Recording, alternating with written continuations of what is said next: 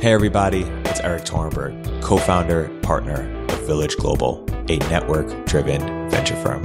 And this is Venture Stories, a podcast covering topics relating to tech and business with world-leading experts.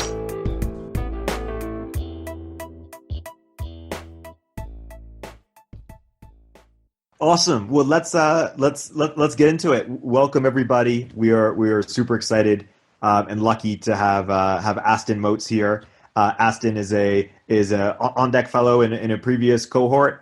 He is a entrepreneur, angel investor. He was one of the first advisors, I would say, or first people that I went to when I was building my company, Wrapped FM, and we were going through some tough moments. Aston was always there, and so I've been lucky to know him for a long time now. He was the first employee at Dropbox. Also started his own company. Also spent some time at United Masters. Maybe just by way of introduction, Aston, why don't you talk about, we're going to go through sort of various elements of your journey because a lot of people here, as you know, are sort of in between things or just starting something up. And, maybe some of them are evaluating sort of first employee or founding team versus starting a company. Why don't we just talk about your Dropbox story first? Yeah, totally. How did that come about? Did you know right away that this was where you wanted to spend time? What was your sort of, or spend the next few years of your life? What was your calculus in terms of how you made that decision? Yeah. So in order to really talk about Dropbox, I have to go back a little bit and talk about MIT, which is a really formational place for me in my career. And in particular, where MIT was really valuable is in the network. The classes were great too and hard, but the people I met there were really, really critical to my entire career. And one of the people I met is this gentleman by the name of Arash. And Arash now, jumping ahead a little bit, is a co-founder of Dropbox. But Arash then was like this kid who's a year behind me, who I thought was really smart, who I had worked on projects with, and who I think shared a lot of my aspirations around building a great business someday as like a startup founder.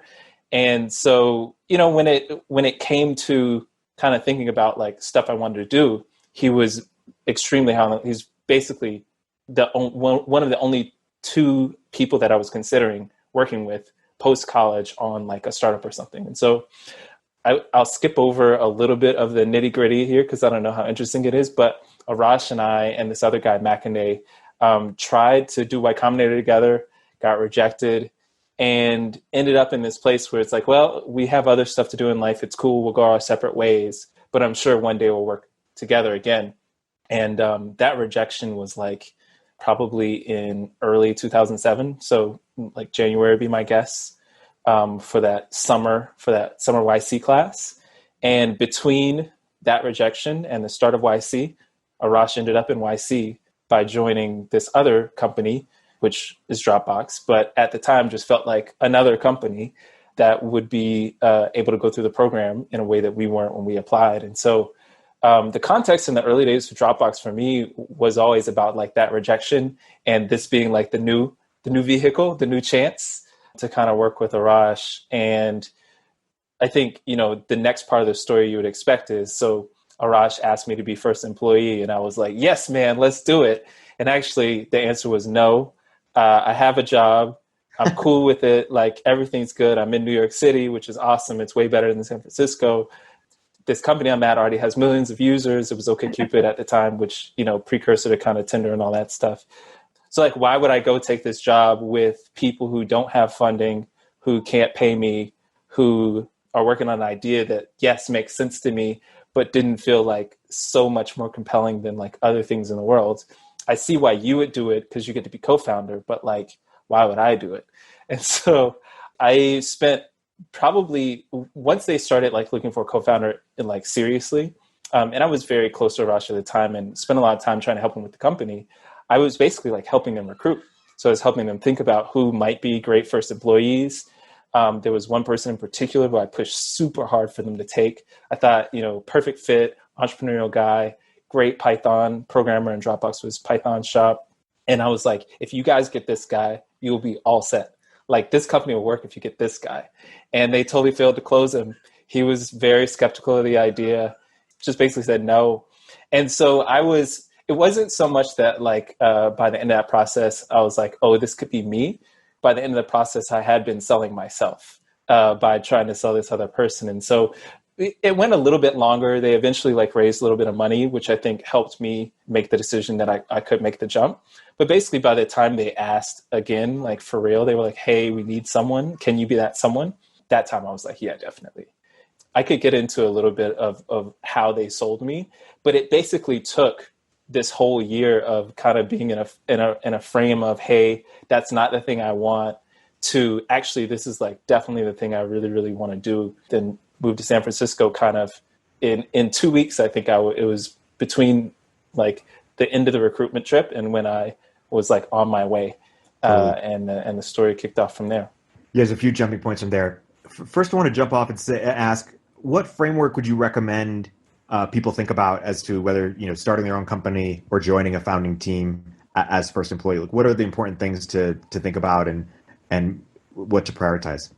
Yeah, I mean, I think that comes up all the time. There's a lot of different ways to think about it, but I have a very particular one which has guided me really, really well throughout my whole career. So at that time, I started with the presumption that I was a good enough person to be a founder, and then got this rejection that said, maybe not.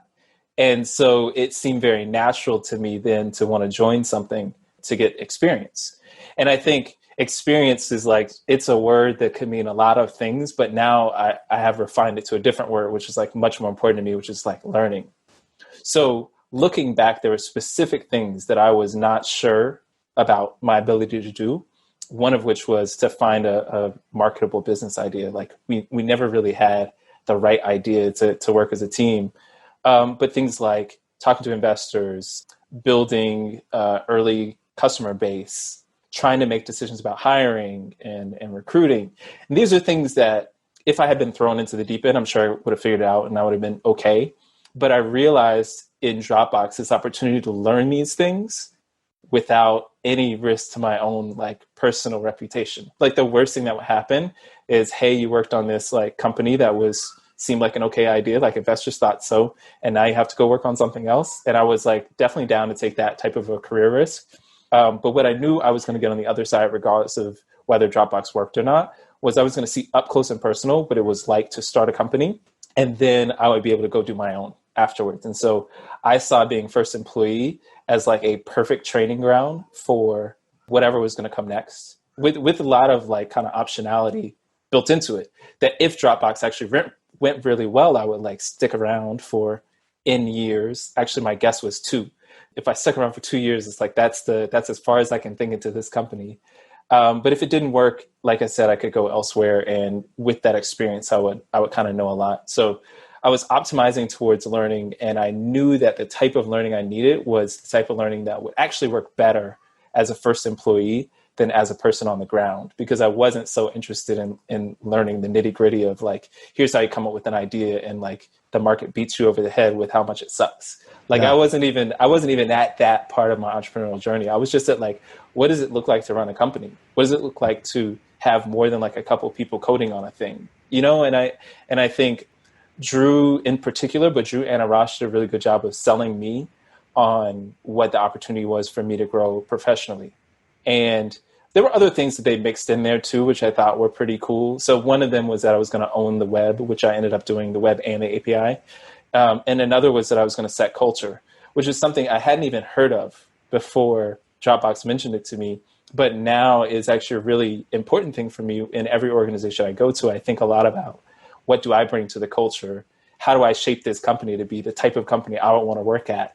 And if you go back and ask a lot of people who are relatively early at Dropbox, they will say, like, there's a lot of me, Aston, in, what Dropbox was, for better or for worse. And that's something that even as a founder, you get to do, but maybe can't be so intentional about. But the first employee can really because it's not so much your job to be someone's boss, you can kind of mix in their culture in a really interesting way. Yeah. Let's go on that tangent for a little bit. Share more about how you approached, culture at Dropbox, or the frameworks that you've learned, or sort of the different philosophies, or how you think about it, how our mental model should be. Yeah, I mean, I think like one of the things that's always been on my mind is diversity. And I will actually point out in Dropbox, I was not as successful at diversity, kind of pushing for diversity as I would have liked. But I thought we did a really good job in the early days of as far as we could, and with our limited ability to recruit, to push for like different types of people. And we ended up with, so from a racial perspective, we had like myself, so a Black person. Drew is like a white guy from the Northeast. Arash is like a Persian guy, first generation, who is from Kansas. And we have like Hispanic guy from Florida, an Asian guy from like Chicagoland. And we like everything you could think of in terms of diversity on a racial axis, we kind of hit in the very early days. And we did in like kind of an intentional way, in that we were not looking for like the same person. We were like looking around our networks for people who were similar enough to us that they understood the problem space, but different in that they would be really, really interesting person to have on the team. They would like push back against us. So like having this Indian guy who was raised in like upstate New York versus the Jewish guy who was raised in the city of New York. And there's like a tension there. And like there's a really good tension for kind of product development and thinking about how you develop. But if you guys notice, I said guy after every one of those descriptors. And we did not hire women for a really long time at Dropbox. It took, I think we had like 50 people at the company, something like that, maybe like 20 engineers, somewhere around that, before we really like hired a woman on the team. Wasn't for lack of trying, but it was for lack of succeeding at some cultural change. And one of the really big things was just like, folks were, to be totally honest, very comfortable with the frat type vibe, with like this thing that everybody at the company's, bro. Like that word was used in a positive way at points. You know what I mean? And I think I pushed back against that myself, especially in our hiring process. We had certain situations where we're like, hey, this person actually did really, really well, but I think they're like a product person. And then on the other side, I'm like, this person did better than all of our engineering candidates on this problem, and they want to be an engineer at Dropbox. So like what's the disconnect? And I think in my maturity now, I see how our lack of process and our lack of intentionality around some of those decisions led us down this path of like lack of diversity. And it's something that I look out for in my new job. So I'm an interim executive director at DevColor now, and we're nonprofit focused on Black software engineers. And so we're always on the lookout for systematic ways that Black folks are not ending up in organizations. And we also, look out for women, and our org has fewer women than I'd like, but lots more than the industry does. And these are the things that I've kind of seen over time, which is like, if you started from the beginning and said who you want to hire based on like credentials, or maybe credentials is not the right word, based on attributes, you would kind of get different people than if you go through this process of, we'll pick whoever we like. It'll be the best person, good cultural fit, whatever. And that's how you end up, to be totally honest, with a bunch of dudes, even if you have good intentions about trying to get other types of diversity. And I think that's something that I've definitely carried with me. Totally. No, that's helpful. I want to go back to what you were talking about, how they sold you, how Arash and Drew sold you, and how people here can sell entrepreneurial talent to join them in their first employee. What advice might you give them, or what is particularly helpful? So I think I already shared kind of some of the things they were pointing out about the opportunity, about my ability to learn, about my ability to own a substantial chunk of the org, and my ability to kind of have influence in certain ways. And I think those are really good things to highlight. One of the things they did that I didn't mention yet is they really highlighted growth, and I totally ignored all of it. I thought it was BS. She was like, hey, we're growing super fast. We're growing faster than YouTube was at this time. Like, if we stay on this track, we're going to be $1 billion company. I'm like, there's no way this will ever be $1 billion company. I'll just get rid of all of these comments completely out of hand, and I'll think about this business from a perspective of how I like the product, how I like the team. But I do think it's worthwhile to have good metrics and to share those with candidates. And if you have less cynical candidates, they'll jump on board with that. There's one tactic that Drew and Arash did that I thought was really great. And depending on like kind of the type of team you're building, but the type of teams I really love to build, which are around people who are kind of go-getters and curious and really love to like dig in on stuff, is you can nerd snipe folks. So this term nerd snipe is basically where you give someone a problem that at first blush is like pretty superficial, but if they think about it for like a half second more, they're like, oh, that's really interesting. And then you come back like a week later and they've solved it. And Dropbox nerd sniped me like a couple times, where Arash would hit me up with just some weird, he's like, hey, we're having this thing where like 97% of the time Internet Explorer downloads files correctly, but sometimes it doesn't. Like, what's going on? And he asked it in this like casual sense of like, do you have any ideas right now? And then, of course, I go off on like an hours long search that night to try to solve it. Turns out there's some header that they weren't sending that they should have been sending. And I told Arash, and he's like, oh, thanks, dude. But like that sort of a thing actually is super effective, I found, as a recruitment tactic. It's a way for you to see if people like really engage your problem space. It's a way for you to see if they are the type of people to just work off hours and figure stuff out, even if it's not an area that's gonna, like, no one gave me a pat on the back for it, right? Like, I don't get any credit for fixing that bug. I don't even work at the company. But yeah, we used that tactic a few times. In fact, the person who came on to build our Linux client was building it 2 months before we gave him an official offer, which is insane to think about. Like a person building like it was the first piece of open source software Dropbox had, and he's just like working on it. Yeah. So I think that's actually a really, really good way to simultaneously like recruit, and you get a little cheap workout. I wouldn't make the nerd snipes too substantial. It starts to feel a little bit exploitative, but giving people a little piece of your problem to chew on and see if they like can digest it in a nice way is fun. Yeah.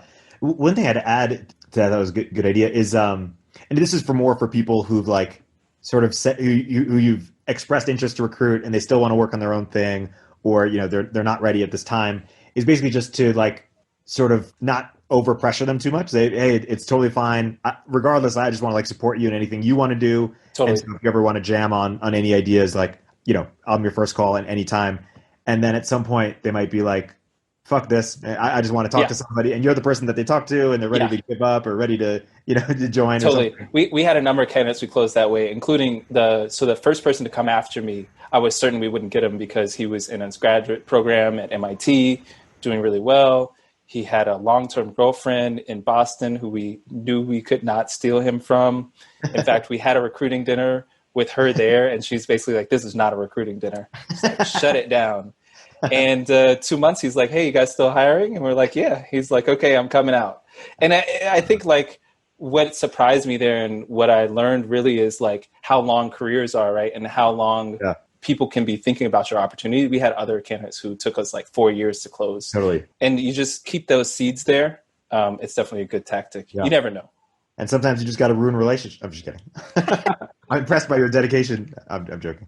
The other thing I would say is going back to sort of the first employee, I think definitely learning is a good sell. But also, and first employees often, and I was first employee effectively at Product Hunt, get sort of riled up around sort of, it might be like 20-1 or 50-1, difference in ownership. Equity. Exactly, in equity. But sometimes it actually is like a better risk reward, ratio if they've proven something. And so, like, I was working on this rap video company, as you know, and as some other people know, that had died, and Ryan Hoover at Product Hunt was working on something that actually had legs to it. And it's just rare that things actually get legs to it. It had gotten into Y Combinator, it raised some money, and so it might have been 20x or even 50x perhaps more de-risked than something that I would just start from scratch. It's super hard to dial in risk reward too, because you never really know if something's going to work or not. Yeah. So, my advice in general around the early equity is like, negotiate, try to maximize. But like, if you're really trying to measure yourself up against the founders on the equity piece as a first employee, probably not the right opportunity. Yeah. No, yeah, totally. And you're just going to be better that you're not the founder and that sort of thing. Yeah. And I think in addition to thinking that it could be big, I thought that at the very least, in addition to learning, I would just build this incredible network. And totally. Some companies sort of enable these sort of like extra benefits just from being a part of them. I would say just a generalization of that. First employees in particular should be looking at non-equity, non-cash compensation. All the other ways that you can be better off, but those two things are like really hard for you to like dial in on because it's so early, so risky. And so, you got a huge network. I actually got a really great network too. Totally. And that Dropbox was, like I kind of mentioned, in that summer 07 class of YC. And those are great people. Yeah. Yeah, totally. I think even if, and Dropbox is one of the best mafias, there is in some sense. I think if you'd be still excited to join this company, even assuming the equity goes down to zero, then it's like almost like a no-brainer. Yeah. Yeah, it's easy win. It's an easy win. And I think if you are on the flip side of that, if you're like a founder recruiting for employee number one, that's why your advice to not like hassle people too much is good, because you want somebody for whom this is a good fit, because there's a lot of bad hires for first employees that can really mess stuff up if they're oriented a little bit off, especially if they want to be a founder. Nothing's worse than having a non-founder who wants to be a founder. Yeah. And so when you had those people at Dropbox, or when you've worked with people in the past, are you just sort of like, hey, you think you want to work at this company, but I know you're going to want to start, or how do you sort of? Well, we mostly, like at Dropbox, we mostly just left people alone and threw them on a talent tracker, and we came back to them later when their company was failing. The craziest ones for me were the people who, it'll be like 8 years later, I'll see a Hacker News post from a person we were recruiting. And they're like, yeah, I talked to those guys back in the day and I was so dumb. I was committed to my company instead of joining Dropbox. And I'm like, yes, that regret. You should have come along, Jonathan. But no, it's I don't mean it that way. And he's been very successful in his career since. So I think like one thing I believe about the Valley, which is maybe like a little bit too optimistic, but I do think like there's plenty of opportunities. Totally. And so just because like this isn't the one for that person, they're probably going to find something else. And just because your company's not the one for them, you're going to find somebody else. And I think it's all good. It kind of works out in the end. Yeah, totally. I want to transition to startup ideas. So I've come to you with dozens of ideas over the years. Most of them are terrible ideas. You've told me so. I've come to you with many dating ideas, and you're like, you don't want to do something in dating. You worked at OkCupid, but you know it's a bad market. You turned me on to bank shot ideas that you don't want to have those. You've had startup ideas of your own. Some of them have been better than others. Why don't you talk? And maybe you're thinking about some right now. Why don't you think about your sort of frameworks for startup ideas and what you've learned about? Yeah. So I think. Unfortunately, like a lot of the frameworks I use to evaluate ideas are actually as like an investor. And I think the investor frame is useful in that it helps you kind of think about the rough marketability and kind of these rough guides of like how big a market is. But to be honest, I think investors often miss out on some of the like really transformative stuff until later. Airbnb is a great example where that's an idea that a lot of people saw. Like there were no lack of people who had the opportunity to invest in Airbnb early, but because they were looking at it in their investor lens, it was a dumb idea about kids sleeping on mattresses. And I think when I have my founder hat on, I try to be a little bit less judgmental. So I try not to bring too many of those frameworks. And one of them, that bank shot startup, is one that's like a very investory way to think about things, which is like people often are like half ambitious. They're like, I'll do this small thing so I can do this big thing. And I'm like, just do the big thing. Like, don't take the bank shot off the small thing to the big thing. But I don't know. On the other hand, you have Uber, which started with the small thing, which is like limousines, and grow into this big thing, which is, I don't know, everything transportation. So I can't hate too much on it. Other than that, it's like just a heuristic.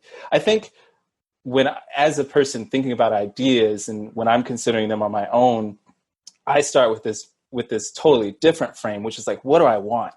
And I talk to a lot of entrepreneurs. I talk to a lot of people point blank who just don't know what they want.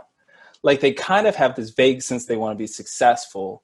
And they maybe can tell you like some examples of people that they saw before who they like how they were successful, or they wish they had a career like that, or if they could just find an idea that was sort of like this idea. But like when you get down to it deeply and truly, like a lot of people don't have a good grounding for like, what do you want? Or like maybe another way of asking is like, why do you want? Like, why is it that you are motivated to be an entrepreneur? And I think that's separate from like, why would you make a good entrepreneur, which is kind of maybe about skills and network and stuff like that. But like, what is it that you're trying to get out of this thing? And for myself, I didn't learn a lot about what I wanted until I left Dropbox and was off in the wilderness and had a bunch of bad ideas. And from those bad ideas, I really like honed my sense of the things that I could want. And I learned a lot about who I was. And like, basically what came down to for me are these like 3 very big buckets. And the names of these buckets change every time I talk about them. But just for quick nicknames right now, like basically competition is a big bucket for me. Power is a big bucket for me. And then like something like a celebrity or like maybe like acclaim or like fame is the 3rd bucket. And basically like when I got those buckets down, it helped me understand like who I was as an entrepreneur, but also who I wasn't. And the like who I wasn't got rid of so many ideas because I was like, the person who runs this needs to be this way. and I'm not that way. This is probably not the idea for me. And so that's been really big. Just to dig in on those like a little bit, and then I'm super happy to answer more questions. But I think the one that is very straightforward for people is often competition, right? So one version of competition is money, right? So if I have more money than the next guy, I feel like I'm winning. And if that's a type of motivation that works for you, like often those people find their way in finance, or sometimes on the investing side. But it's also a great thing to be as an entrepreneur, right? Like chasing dollars is really a very reliable way to build a good business. And you can start over here and go over here and go over here. And as long as you're following the money, like actually you're doing a pretty good job through tons and tons of pivots. But I've also seen competition more broadly. It's like the same spirit that drives like a marathoner to try to push for like a lower time, or for someone to like study trivia to be like the best at the bar on Tuesday nights, right? It's like this sort of sense that the way that you win is by in comparison to others is a really, really fascinating driver. And it also happens to not be me. So I look at markets that require competition. So I think Uber is like actually a really, really great one where you just have to be ruthlessly competitive to win in this kind of car share, whatever you want to call that model. It's just like ruthlessly competitive. And I think actually, Travis is a great example of a person who's been very successful along that path. I'm like, man, I don't know. I couldn't do that. And I really like admire people who are great on competitive stuff. Power to me is like semi-related, but it's more about like influence, and it's more about like getting what you want. And I see it in a bunch of different ways entrepreneurially. So one of those ways is often, well, I guess I should say the obvious power one is like in politics. So it's like people who want to be governor, or, like mayor of San Francisco seems like a wacky job to me. Like who would ever want that? But you have a lot of influence and power, and you have a lot of ability to like drive how the world is. And when I meet entrepreneurs, I typically see it around like mission-driven companies, right? So you will say, I fundamentally believe that we should see the world in XYZ way. And like the world is not that way yet, and I'm going to make it that way. And the way that that distinguishes from competition really is that power people are working toward an end. And once they get to that end, there's no way to compare it, right? Like, what would it mean to like reduce greenhouse emissions by 50%? There's no real competition there. It's like you just see a world that's better and different, and you're driven by that mission. And I think those are sometimes really, really great companies because you get these founders who can like basically they start a revolution. I think Elon Musk is very much this way, where it's just like, I don't know, man, but for whatever reason, he's like certain we're going to Mars. He's certain we're going to space, and he's got a company for that. He's certain that we're going to change energy. He's got a company for that. And like his ability to just distill down mission and to change the world. And like he has a lot of money, but I see the money just passes him by, like the same way everything else in life does. It's not on this mission path. On the other hand, I also work at a nonprofit, and a lot of nonprofit people are mission people too. So we at DevColor are trying to advance the careers of Black software engineers, and we do not make money at it. And there are people who might pitch us, or we might pitch them, that this could be a for-profit, but it's really hard sometimes when you're mission oriented to make money versus like competition people who are like often much better about directing that. So I'm neither of those. So I'm the third one, which sounds bad because it sounds like I want to be a Kardashian, but I'm like really into fame, and fame in this sense, I think is about how you see yourself reflected in other people, basically. And so there's like infamy, which is like you don't mind being hated, and I think there are a lot of people in like politics and Twitter. Twitter is full of people who just love to be hated, and you could build a really great audience as a thought leader and as like a conference speaker and those sorts of things. And that stuff's awesome. My version of fame is like a much more personal one. So I care a lot about like interpersonal respect and kind of how I'm known. So, I want to be known as a guy who's like thoughtful. I want to be known as a guy who's like helpful. And I try to build my reputation like very carefully. And with respect to things that I start, I tend to think about them not from the aim originally of like, I want to change the world, or the aim of like, this is going to lead me to like win in some competition, but from the thought of like, what would people see of me if I were to like make this thing successful? And like, what does it say about me that I want to build like XYZ idea? I will say, I think being like that is probably one of the worst ways to be as an entrepreneur, because you've lost both of your big assets of like chasing something that's like very measurable, and you've lost your ability to like inspire in some ways. But the type of ideas that end up attracting me are, I would say, product forward. And I think Dropbox is a great example. So the thing that's awesome about Dropbox is like so simple. It's amazing that you can build a big business on something that people never really click on. And when they do click on it, that they can like get so much joy out of it. And like being a person who's associated with a product that people get joy out of brings me way more happiness myself than any amount of like equity or like any amount of kind of great business that we've built or anything like that. And I think being product oriented in that way, where you're like, I want to build something because other people are going to really enjoy it, is I think a really pure form of entrepreneurialism and a really pure form of being like a builder. And that's really what gets me going. So that's a really long ditty, but those buckets are a really big deal to me, because I will just see an idea and I'm like, man, if only I were like more mission driven, I think I could sell this. But like, there's not enough product in it for me to be able to, and there's blurry lines and all of these things. Everybody's got a little bit of this inside of themselves.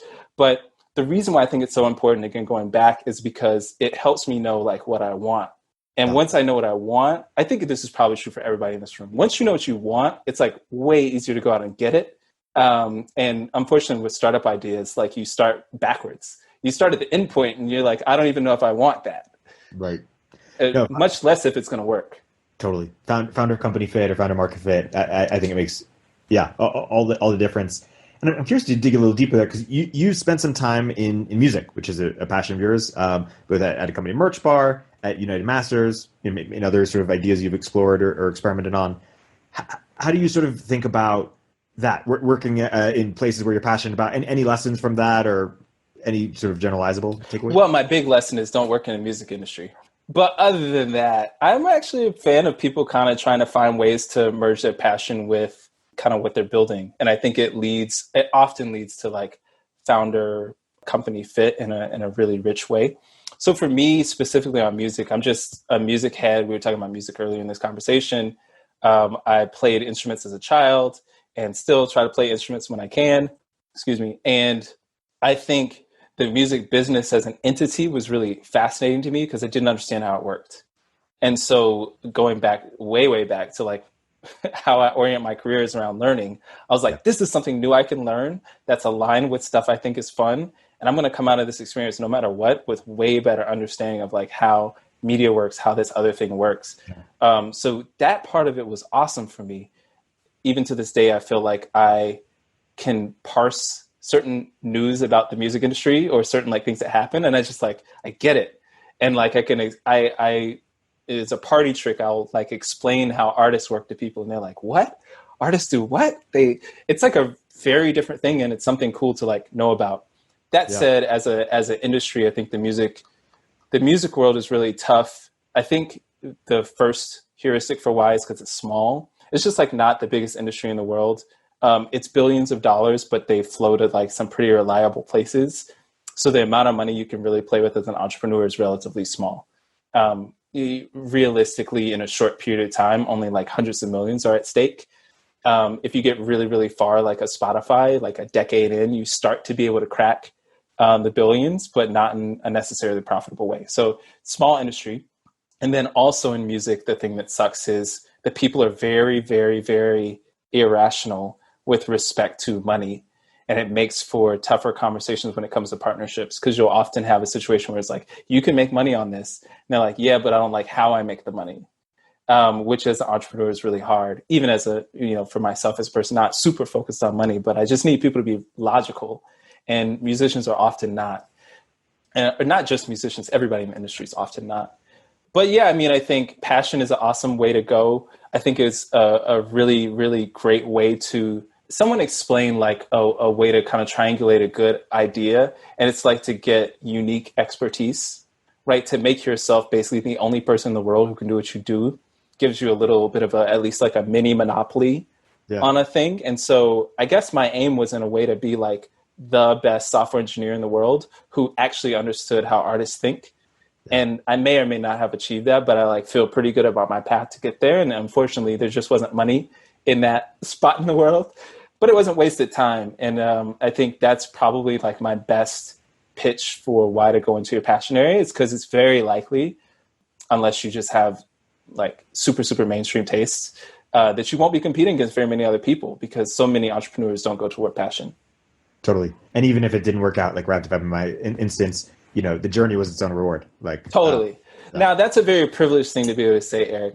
And I have to acknowledge it even more so for myself, which is like to go on like a half-decade romp in the music industry and not come out with like a great resume is something that I can afford to do, because I was like first employee at Dropbox. So I probably wouldn't recommend the path to everybody. But if you're in a position where you can kind of afford to pursue your passion, even for like a short period of time, I think it can be like really enlightening, and it can help you. Like, because I was working on music stuff, it gave me enough of a tie to what I was doing to give me the freedom to learn who I was as an entrepreneur. So if you're trying to figure out like which of these buckets or whichever buckets I didn't mention you fall into, at least starting with something you like, you're anchored that way. And is the TLDR of why you wouldn't go into it again, or why it's not that like a business? Is it some hybrid of it's a cartel that the old catalogs are owned by very few, small number of organizations, of labels, and that newer artists who are emerging actually like the way that it's currently run today? They like getting advances, big advances, even if it means giving up most of their future earnings. Is that what you mean by they don't like how they get paid? Isn't it? Yes, I mean it's related. So we talked about this a little bit, and you had a really great Twitter thread from one of our side conversations about kind of how like you could analogize labels and artists to kind of like venture firms and angel investments and things like that. And it's just totally different worlds, and it works differently than you would expect. I think this will maybe like put me in the category with the artists unfairly, but artists very much are similar to me in that they're like interested in fame. And I think like there's just certain things that money can't buy, and that having equity in a company can't get you. And one example is, so there's this guy, NLE Choppa, who I'm sure no one in this room has heard of, but he's a kid who was, he's a 16-year-old kid who has one hit song, and he put it out through United Masters. So United Masters was built as a platform to catch artists early in their career and to try to convert them over to our way of thinking, where they own more of their rights and own their business and get to like profit from relationships and partnerships built that way, rather than like dump a bunch of money on you all at once and sign away your whole life. And now you're on a record deal that you can't get out of. And he had a great career at United Masters for about 6 months, during which time he talked all over the place about how happy he was to have turned down his like $1 million offer from a record label. And then at the end of the 6 months, he went and signed to a record label for, I don't know how much, but probably like $2 million. Like, it wasn't a huge difference in terms of like the economics, but it was just enough to get him over the line. And he's one of the best examples we had of someone who could succeed without the labels. But to be totally honest, like he's been more successful with the labels than we could have gotten him to, because now he's working with companies who their only job is to make him famous. And like, they don't pay him very well for it. Like, they pay him pretty well, but like relative to his talent, if he had stuck it on his own, I'm sure he would be like worth 2, 5, 20 times as much as he is now. But he would have done it the hard way and had to like do it for himself. And there's like a lot of risk. And so I think the media industry overall is just like a hits-based business that doesn't work the same way as tech, where the market sorts it all out. Like in media, 8 million. There we go. Wow. Well, I mean, that's more money than one for sure. But yeah, I mean, I think like the money aside, I think the ability to work with people who can kind of do everything for you is pretty cool. And I think that is something that the analogy in the startup business would be, you go to a firm, say Village Global, and you're like, hey, Eric, I have this great idea. And you're like, dude, this sounds amazing. We'll buy 100% of it.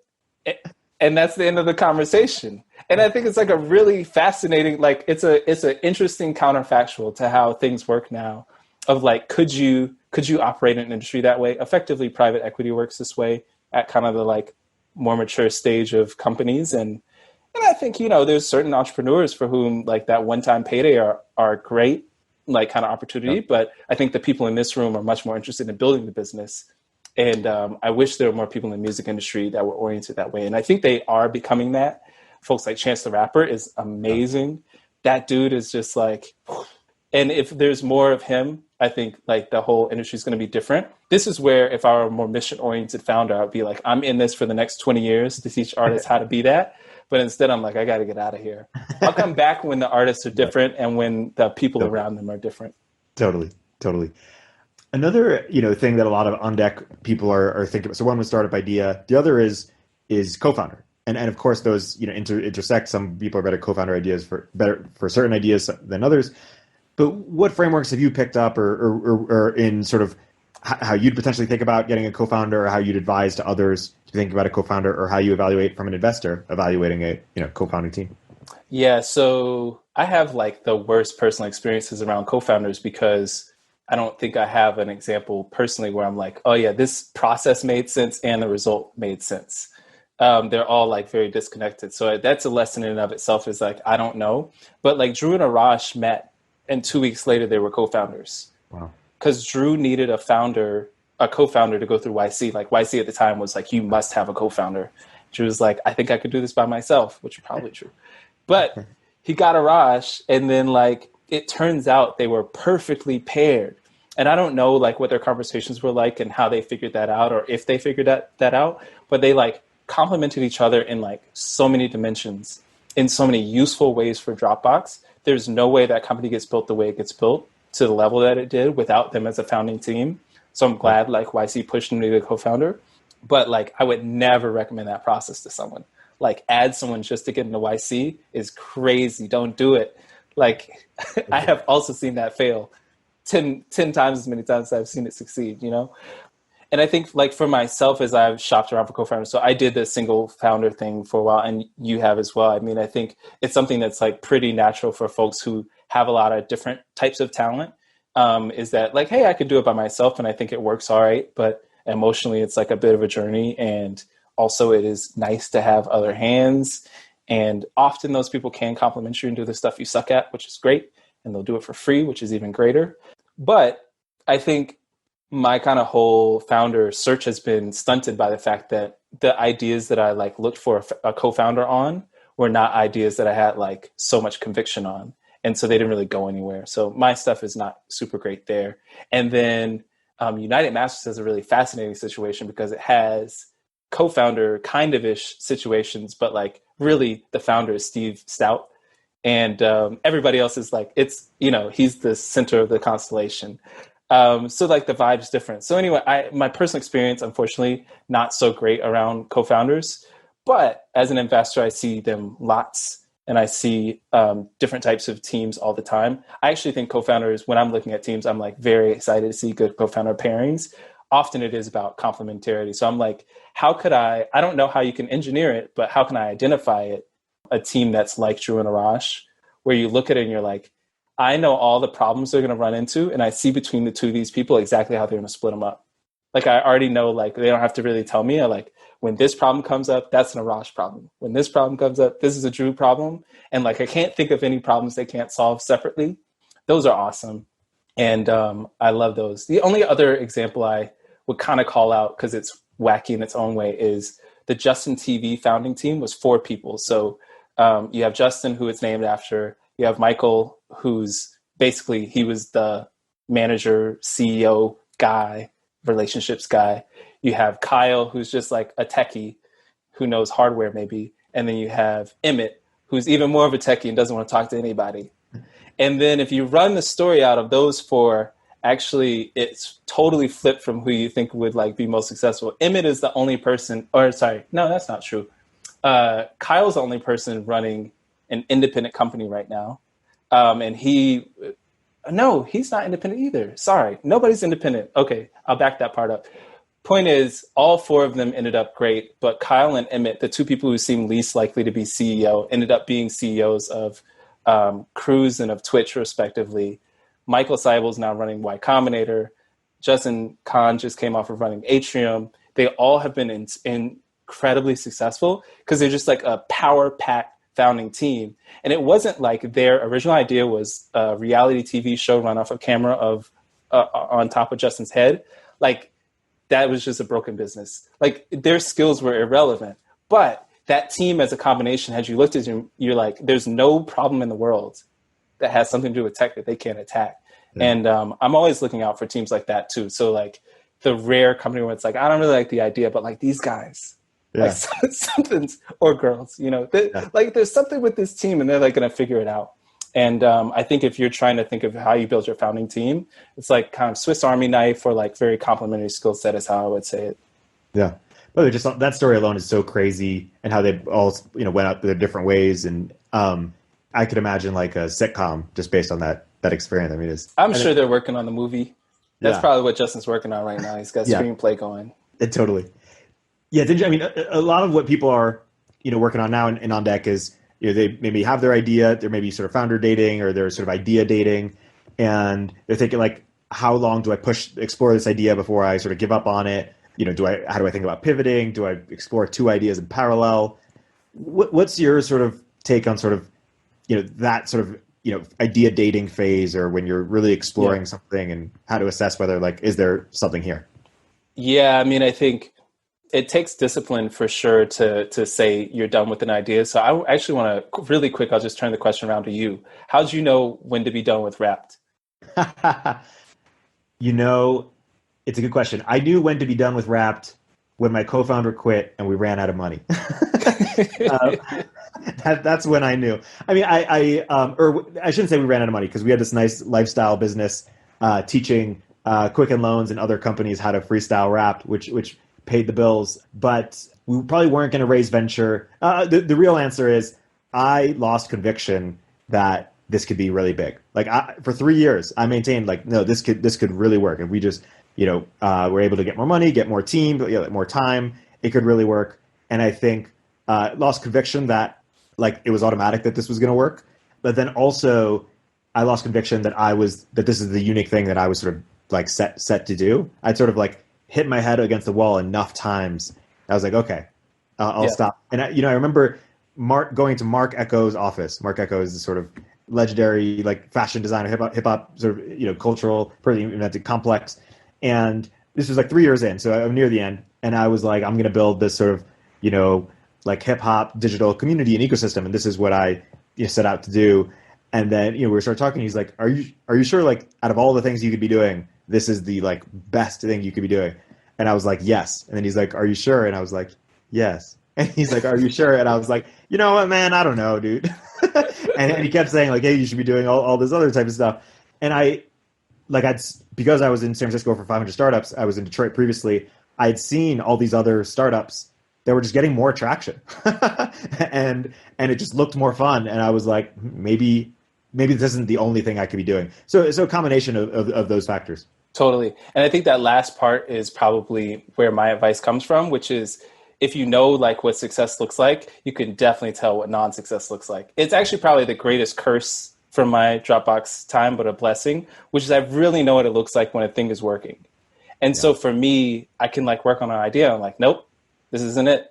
And I think if you're like a first time founder, especially, and even if you have started things before, or if you've like worked at places before, but you haven't seen like that crazy takeoff of like kind of one of these unicorn companies, you might not be able to feel it. And so like, I guess somewhat the advice is like, that's where being an early employee is really, really valuable. It's like, once you go through Product Hunt, and it's like a meta learning there because you get to see other companies on their takeoff, but you're like, okay, this thing I'm working on is not shaped like those other things. So I need to change something. I like need to change how I'm approaching it, or need to do another idea.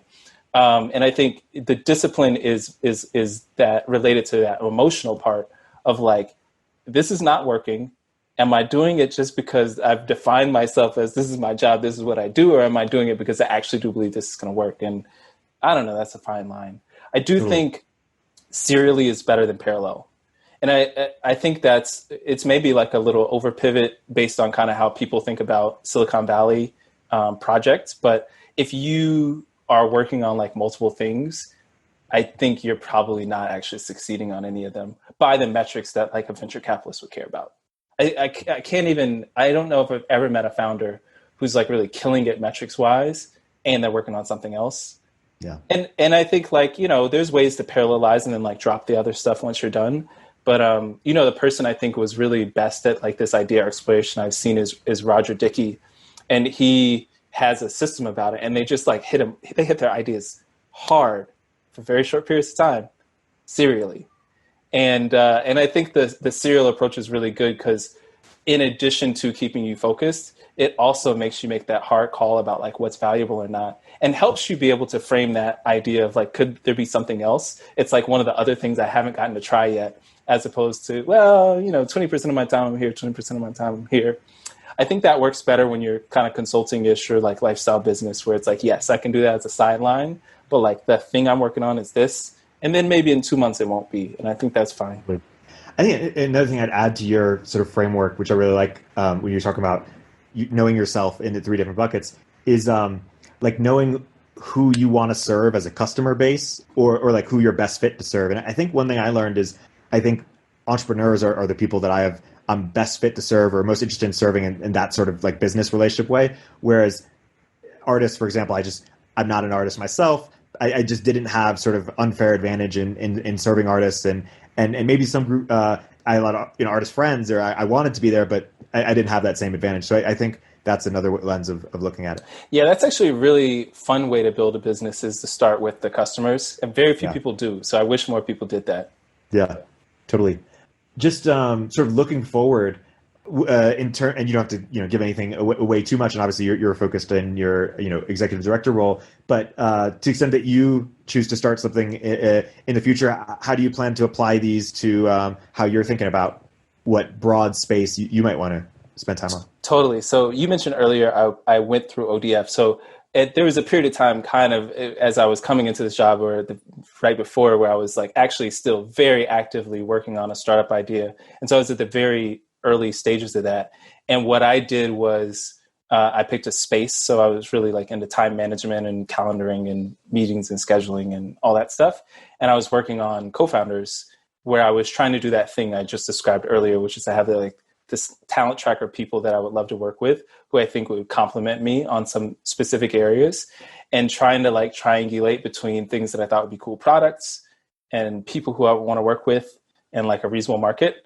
And I just didn't get very far along that road. I'm probably a little bit more academic about my search than most people. And I had plans to take some of my concepts and like actually put them to market with some MVPs and things like that, but I just never got to it. So I don't know. I think starting a company is like, there's so many things to do and so many bits and pieces that you try to get right all at once. So for me, it's kind of that sequence that I said of like space and the person I want to work with or the people I want to work with, and then starting to do those early explorations and really see if there's something there. And yeah, I mean, I don't know. It's one of those things I'm going to feel out. I also just total like full disclosure, I'm going to take a little bit of a break. So I went job to job to job, took a tiny break and then into a job. And so I think like that break is also something that we didn't talk about at all, but it's nice to like, refill your, I don't know, reserves, juices, whatever your favorite metaphor is for the fuel that drives like your entrepreneurial effort. And so I'm looking forward to that first and foremost. Love it. And my quick TLDR on the break stuff, if you're lucky to be able to do so, is to, especially if you're coming out something really intense, is to like take time off until you're so bored. And time off, I pursue anything you want to go. I went to Colombia for a month and a half. I thought I was going to be here for 3 months, but I was just so eager to come back that you, because you're going to need that energy replenished. And so if you like wait until you're so bored and then a little bit extra, it might be a good head start. Totally. Unfortunately, not everybody gets to travel these days. Yes. So, that one's strike that one off the list, but I have some other stuff to do on my break. So I'm looking forward. And I think like the closing thought I would say is I have decided, like separate from this buckets thing, that I'm like a person who's going to be like an entrepreneur for life. And so I try not to get like too hung up on like this particular go round of it. Trying to be like really opportunistic and looking for like what might be a good fit, what might not, and like figure it out from there. And so, that's that's helping me relax into this break and not have it be a break that's like, well, if I don't come out of this with the idea, like Totally. I failed. So Yeah. Well, that's a great place to wrap on. Cheers to that, Aston. Thank you so much for taking the time to join us. We're all really grateful. Lastly, just I want to ask you how can On Deck support the work that you're doing at DevColor, or people here who want to get involved or want to support, or what more can you say about that? Oh yeah, totally. So DevColor is a 501c3, so you guys can feel free to make any tax deductible donations you like. We will not turn them away. But yeah, I mean, more broadly, our mission is around accelerating the careers of Black software engineers. So first off, if you're interested in that mission, you can head by the website and learn a little bit more about our programs. Right now, we just opened up our application process for the 2021 class of DevColor members. And I've been a member for 5 years. It's a pretty good program. I like it. I'm biased, but it's good. And so if you know Black software engineers, particularly in our 4 chapter cities, San Francisco, Atlanta, Seattle, and New York, please encourage them to apply, because I think the program will add a lot to them and to their future success. That's awesome. Aston, thank you so much for coming on and speaking to some On Deck fellows. Yeah, thank you guys so much for having me.